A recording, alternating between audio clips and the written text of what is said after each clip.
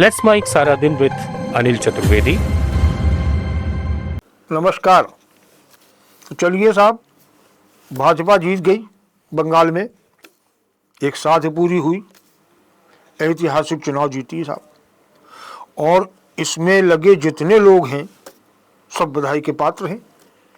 केंद्र सरकार, supreme court, high court, चुनाव आयोग, ईडी, सीबीआई सब बधाई के पात्र हैं।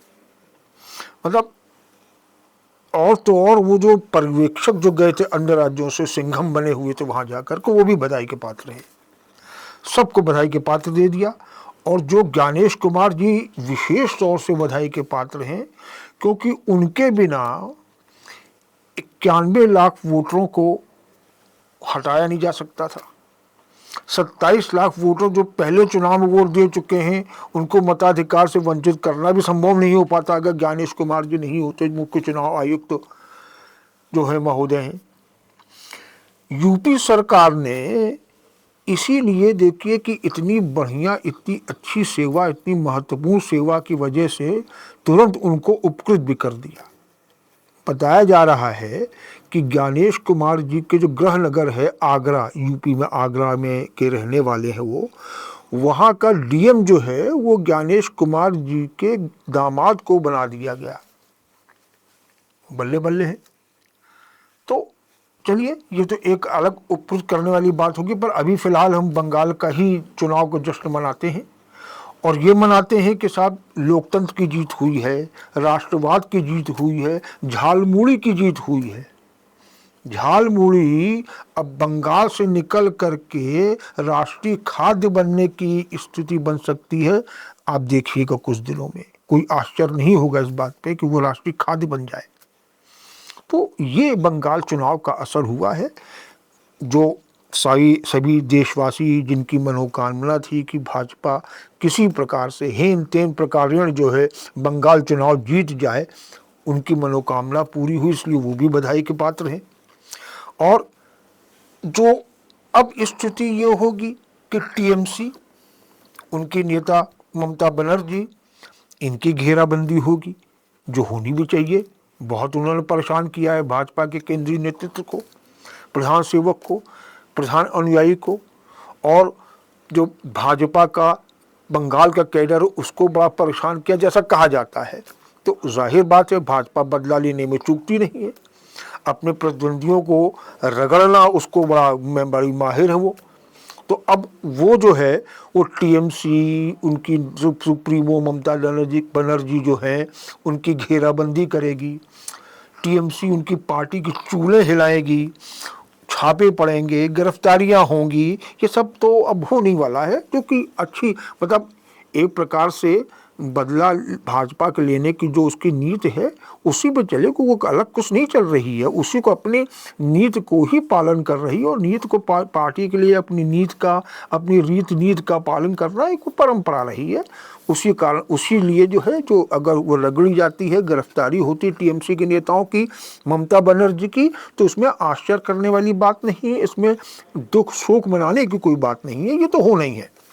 और अगर आप ये देखिए कि भाजपा जो है महिला अपमान को लेकर के अभी कितने कुछ समय से कितनी राग अलाप रही है, रोना रो रही है, पर उसको जो है बदला लेने की नीति के तहत ममता, एक महिला नेत्री जो ममता है, उनको रगड़ने में उसको कोई संकोच नहीं होगा, ये तय है।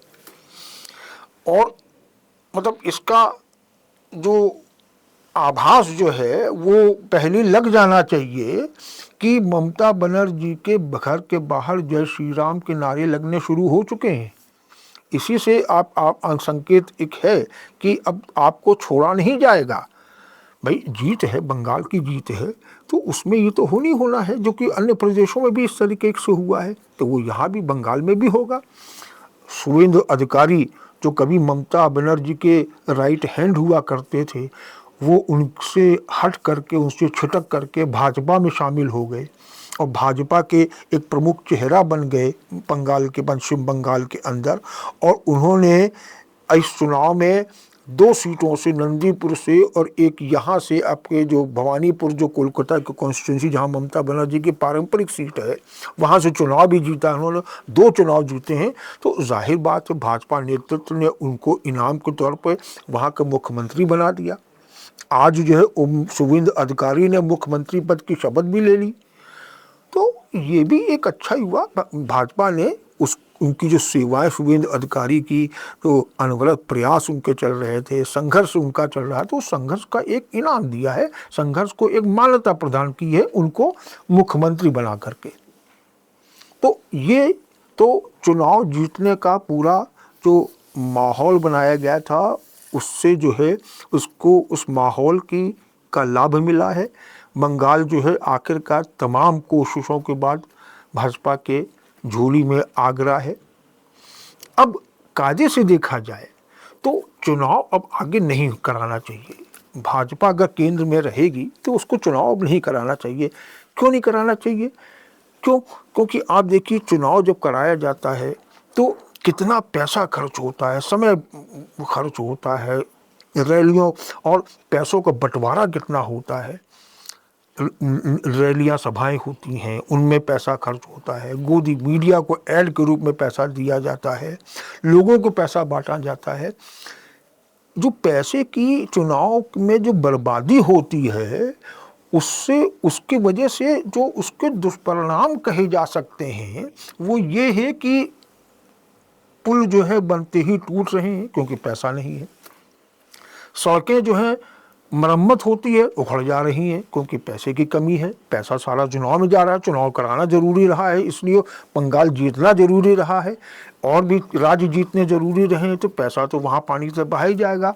वो पानी पैसा बहा जाएगा तो इधर ये जो दुष्परिणाम आते हैं कि पुल टूट रहे हैं, सड़कें टूट रही हैं, मणिपुर जल रहा है, ये जो और स्थिति बन रही है, ये सब चीज़ें अगर चुनाव अब नहीं कराए जाते हैं तो ये स्थिति अब नहीं बनेगी। ऐसी स्थिति में एक बार विचार होना चाहिए। हालांकि ये मेरी राय है, व्यक्तिगत राय है, और हो सकता है मेरी राय के पीछे लोग पढ़ें कि ये आप क्या बात कर रहे हो, पर देखिए ये राष्ट्र हित की बात है कि चुनाव में पैसे की बर्बादी हो रही है। केंद्र सरकार ने वन नेशन वन चुनाव का एक प्रयास शुरू कर दिए हैं। एक उसकी योजना बन रही है कि अगला जो लोकसभा चुनाव 2029 में आवे, उसमें हम यही करें, जिसको कि विपक्षी दल जो है उसमें अंगे अटका रहा है, इसमें रोड़े अटका रहा है। तो ये एक कंसेप्ट है। तो अगर वन नेशन वन इलेक्शन की भी बात छोड़ दी जाए, चुनाव ही न कराए दिए जाए, तो कम से कम जनता का भला तो होगा। रैलियों में पानी तो पैसा तो नहीं बहाया जाएगा, नेताओं को दौरों में, हेलीकॉप्टरों में, विमानों में, कारों में, काफिलों में पैसा तो नहीं बहाया जाएगा। सुरक्षा बल की तैनाती जो कहाँ देश के किस कोने से ला करके जो सुरक्षा बल तैनात एक राज्य में किया जाता है, वहाँ पे अपने हिसाब से चुनाव परिणाम लाने के लिए वो बचत होगी। और जब बचत होगी तो उसका यही एक अच्छा फायदा होगा, जो कि मैंने बताया कि पुल टूटने से बचेंगे, सड़क ठीक ठाक बनेगी, मणिपुर जो जलने से रुकेगा, महिलाओं पर अत्याचार जो हो रहे हैं उनमें दोषी होंगे, उनको सजा मिलेगी, इसलिए जो भागदौड़ जो है नेताओं की रही है, जो भाजपा नेताओं की दिन देखा ना रात देखी, वो सब बचेगी, यहीं बचेगी। और अब सुना हमने ये है कि पंजाब पर भी एक निगाह जमा ली है केंद्रीय नेतृत्व भाजपा के ने, वहाँ को भी अब जो है आप सरकार को अपदस्थ करके वहाँ भी राज कायम करने की, भाजपा अपना राज कायम करने के लिए अब तैयारी शुरू कर दी उसने भी। तो ये जो एक पूरा समय चुनावी तैयारियों में, रणनीति बनाने में, चुनाव लड़ने में, फिर चुनाव उसके बाद जबरन जीतने में जो ऊर्जा खर्च की जा रही है राजनीतिक दलों से, खासकर भाजपा की तरफ से, अगर वो बचेगी तो कम से कम देश का ही भला होगा। देश में अच्छे एक हो सकता है कि उसके जो पैसा वहाँ खर्च होता है वो बच के विकास में खर्च हो जाए। जो आपके जो कॉर्पोरेट सहयोगी हैं भाजपा के, उनको लाभ होगा, उनको 4 पैसा और ज़्यादा मिल जाएगा, जितना अभी तो मिल ही रहा है और पैसा मिलना शुरू हो जाएगा। तो चुनाव न कराएं तो ये अच्छा रहेगा। जैसा भाई हमारी तो ये सुझाव है, बाकी तो जितने बड़े बड़े आका बैठे हुए हैं, केंद्र में बैठे हैं, बड़े बड़े धुरंधर जो सियासी अखाड़िए बैठे हुए, वो तय करेंगे। पर फिलहाल ये है। और फिर अब उसके बाद आते हैं, अगर वैसे तो अभी फिलहाल जश्न का माहौल है, पर अगर मान लिए हम कभी पंजाब चुनाव के जो ये नतीजे आए हैं, इनका अगर पोस्टमार्टम करके देखें तो इसमें हम लोग ये जो सामने जो तस्वीर आई है वो ये आई है कि SIR के तहत जो 91 लाख वोटर वहां से हटाए गए हैं मतदाता सूची से, और 27 लाख वोटरों को जो वोट देने का अधिकार से वंचित किया गया है, उसकी वजह से जो नतीजे आए हैं उसका असर, उसका देखिए क्या हुआ है। असर ये हुआ है कि वहाँ की 293 जो सीटें विधानसभा की हैं, उसमें से 176 सीटें ऐसी जीती गई हैं जिनमें कि वो जीतने का अंतर जो है 60,000 वोटों से कम, 30,000 माफ करिएगा, 30,000 वोटों से कम का है। 117 सीटें जो हैं उसमें ज़्यादा है, 30,000 से ज़्यादा मतों से उम्मीदवार उन सीटों पर 117 सीटों पर जीते हैं। भाजपा ने जो सीटें जीती हैं उनमें से 128 सीटें जो हैं उनमें जो हार जीत का अंतर है वो 30,000 से कम का, 30,000 से कम का है। 79 सीटें जो है, 79 सीटें जो हैं उसमें 30,000 से ज़्यादा वो से भाजपा जीती है। अब ये जो तस्वीर सामने आई है, इसमें सुप्रीम कोर्ट का एक फैसला याद आता है। सुप्रीम कोर्ट के बाद जब ये SIR मामले में बंगाल सरकार गई और वहाँ पे बहस हुई, तो सुप्रीम कोर्ट के जो विद्वान जज रहे हैं उन्होंने ये सुझाव दिया था कि भाई अगर जो आपके 27 लाख वोटर इस बार अगर वोट नहीं देते हैं तो कोई पहाड़ नहीं टूट पड़ेगा, वो अगली बार चुनाव में दे देंगे वोट। और ये कहकर उन्होंने उनको, सुप्रीम कोर्ट ने भी उनको मताधिकार से दूर रखने पर मुहर लगा दी है। तो ऐसी स्थिति में अब देखें, क्योंकि अब जो अंतर 30,000 से वोटों से कम का अंतर जो आ रहा है और औसतन जितने वोट काटे गए हैं वो हर सीट के लिहाज से बंगाल की जो 293 सीटें जो विधानसभा की हैं उनमें औसतन अगर देखा जाए तो हर सीट पर जो है 30,000 वोट काटे गए हैं। अगर पूरा ओवरऑल देखा जाए तो 30,000 वोट काटे गए हैं। और जो अब चुनाव परिणाम आए हैं उनमें 176 सीट जो है उसमें भाजपा, उसमें से जो है भाजपा 30,000 से कम अंतर से जीती है। तो ऐसे में माननीय सुप्रीम कोर्ट जो है ध्यान देंगे। उन्होंने कहा कि उन्होंने उसी फैसले में कहा था कि अगर 30,000 से कम का हार जीत का अंतर होता है तो उसमें कोर्ट जो है हम दखल कर सकते हैं, हस्तक्षेप कर सकते हैं।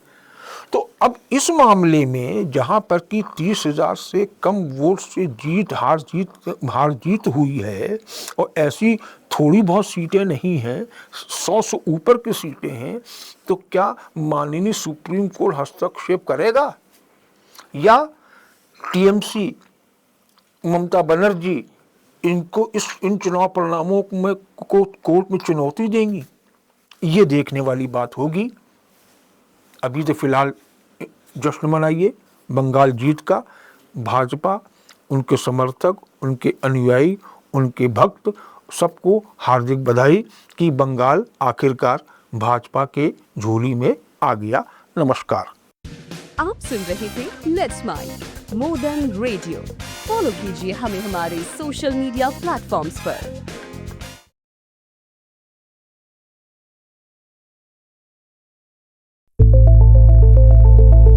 It's time for news.